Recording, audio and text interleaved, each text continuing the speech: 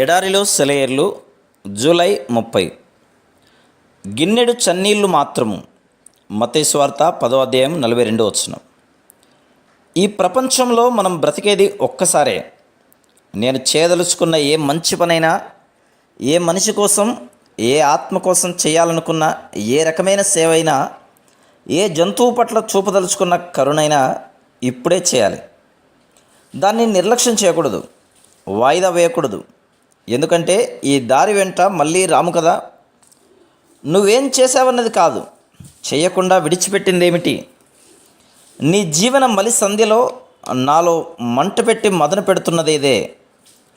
ఆప్యాయంగా పలకలేకపోయిన అనునయ వాక్యం, రాయడానికి నిర్లక్ష్యం చేసిన లేఖ, పంపుదామని మర్చిపోయిన పూలమంజరి, ఎదుటివాడి దారికి అడ్డంగా ఉన్న శిల, బలముండి కూడా దాన్ని తొలగించకుంటే ఎలా?